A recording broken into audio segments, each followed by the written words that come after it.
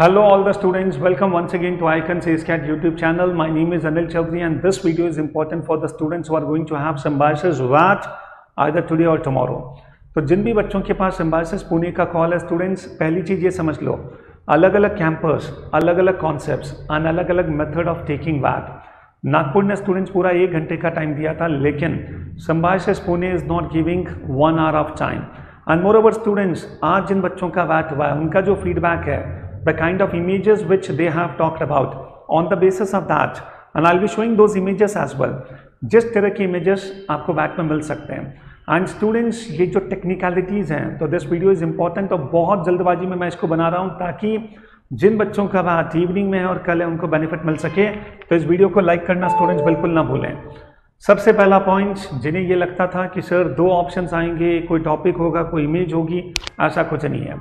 Only one image is given and you people are supposed to interpret and moreover see, कोई question भी उसके साथ नहीं है, सिर्फ इतना सा लिखा हुआ है कि yes you people have to interpret the image and just write the essay, so nothing more.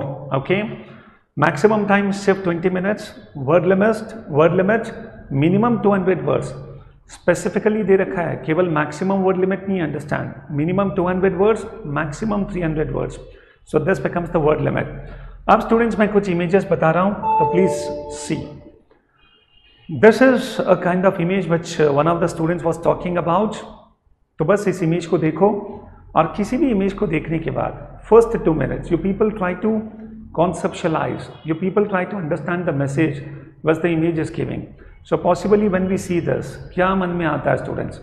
Digital payment mechanism, cashless economy, credit card etcetera. So बस उसे हम लोगों को स्ट्रक्चर करना है और फिर बहुत अच्छी लैंग्वेज में उसको प्रेजेंट करना है. So whenever you see an image, first try to conceptualise, second try to structure the thoughts properly, third try to write it with a very simple language, grammatically correct and without any spelling errors. तो इन छोटी छोटी बातों का हमें ध्यान रखना है. तो कॉन्सेप्शलाइज करना है, स्ट्रक्चर करना है और उसके बाद उसको प्रेजेंट करना है. ओके, चलो एक और इमेज में बताता हूँ स्टूडेंट्स. वंडरफुल. एक और स्टूडेंट ने बताया कि इस तरह की कोई इमेज थी. नाउ सी स्टूडेंट्स, कभी भी कोई इमेज आ जाए उसका इंटरप्रिटेशन बहुत अच्छी तरह से करना. Now see what is written here, consume, और ये बंधा हुआ इस आदमी से.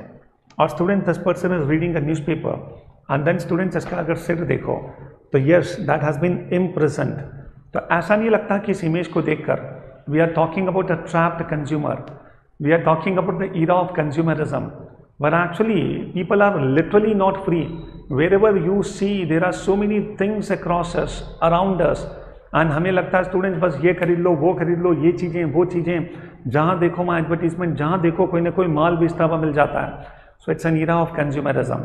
तो मुझे लगता है कि इस इमेज को देखकर ट्रैप्ड कंज्यूमर, कंज्यूमरिज्म और उससे रिलेटेड प्रोज एंड कॉन्स. तो this is something how we people can structure.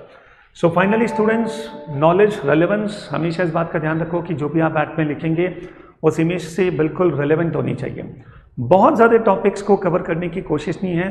उस इमेज को देखकर जो सिंगल मैसेज आपके दिमाग में आता है, बस उस मैसेज को सबसे पहले डिफाइन करो एंड देन कोशिश करो कि उस मैसेज को हम क्लियरली, क्लैरिटी के साथ प्रेजेंट कर सकें.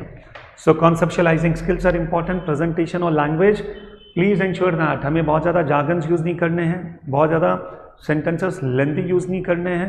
सिंपल से वर्ड्स यूज़ करो, सिंपल से सेंटेंसेस यूज़ करो. थॉट्स में स्टूडेंट्स हमेशा क्लैरिटी रखो, फ्लो बहुत अच्छा रखो and start with a small introduction. एक पैराग्राफ में एक्सप्लेन कर दें छोटी सी body of the essay and एक पैराग्राफ में कंक्लूड कर दें. तो in this manner students we people can ensure that कि सिम्बायोसिस अपना निकल जाए. Okay, so thank you very much. Good bye for now.